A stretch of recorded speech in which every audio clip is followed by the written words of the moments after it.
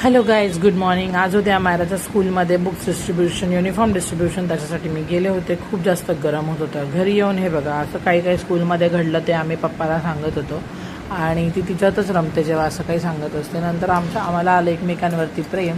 मग आम्ही असं काहीसं फोटोज क्लिक केले. ही मस्ती अशी आमची चालूच असते चौघांची. आदूकडे बघा, आदू कसे कसे पोजेस देते. तिचा चेहरा एवढा गोड आहे ना की असं वाटतं तिला चावू की काय. आणि बघा किती छान एकमेकींवर प्रेम करतात या दोघी. पण जेव्हा भांडतात तेव्हा खूप मजा येते बघायला. तर मग हे असं काहीसं करत आम्ही खूप सारे फोटोज क्लिक केले. आणि आमूचं काहीतरी वेगळंच चालू होतं. आदूला आली होती झोप, तरी पण ती पोजेस करत होती. सकाळी अचानक शॉपला जाण्याआधी माझं ठरलं की आदूचं हेअरकट करू. हेअरकट नाही पण टकलू, कारण तिला होत होतं खूप गरम. हा असं काहीतरी ट्रान्झिशन व्हिडिओ आम्ही केला आणि तिला खूप वेगळं वाटत होतं. केस कापायला ती शांत बसली होती, जे माझ्यासाठी शॉकिंग होतं. नंतर तिला घेऊन गेलो हॉटेलमध्ये नाश्ता करण्यासाठी, बिकॉज ते तिला खूप आवडतं. पहिल्याच बाईटमध्ये आम्हाला लागलं जिरं, जे आम्हाला अजिबात आवडत नाही.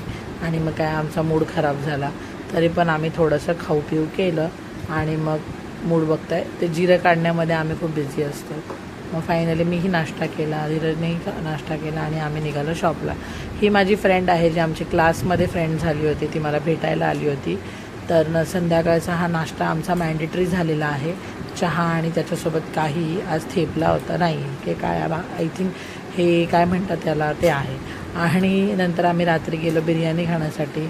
घरी येऊन आदूचा असा काहीसा गौतम बुद्धांचा गेटअप करण्याचा प्रयत्न केला आणि तिला ते बरोबर समजलं की तिला कोण बनवलं आहे आणि ती साधू साधू करायला सुरू झाली. मग काय, माझा व्हिडिओ काही थांबत नव्हता. मग मी मस्त तिचे व्हिडिओज केले आणि ते कंटिन्यू तिने तिच्या अंगामध्ये आलं होतं आणि ते साधूचं काहीतरी तिचं चालू होतं. तिला बरोबर माहीत असतं की मम्माच्या हातामध्ये मोबाईल आहे म्हणजे मम्मा माझा व्हिडिओ करते आहे. आणि मग हे सगळं करून तिला हात वगैरे वरती करत होती.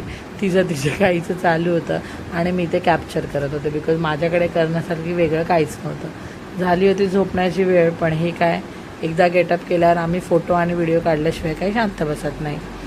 हे सगळं झालं आणि तिचा पप्पा तिला शिकवत होता काय करायचं, पण ती काय ऐकायला तयार नाही. अमायरा तर हिला बघत बघत झोपी गेली आणि मग नंतर आदूचं हे असं काहीसं चालूच होतं. थोडा वेळ व्हिडिओ काढला आणि नंतर मलाही आला कंटाळा. मग तिला मी सांगितलं आता तू हे कपडे चेंज कर, पण ती काय ऐकत नव्हती. मग फायनली तिने हे असं करतच त्याच्यामध्ये माझा खूपसा वेळ घालवला आणि तिचं असं कंटिन्यू चालूच होतं. तर मग थोड्या वेळानंतर मग मला कळालं की धीरजने असं आमच्या फोटोचं हे असं बनवलं आहे किचनचं, ज्याचा होल चुकला होता कारण ते किचन पडत होतं, पण तरी पण हे खूप मस्त वाटत होतं. थँक्यू. भेटूया.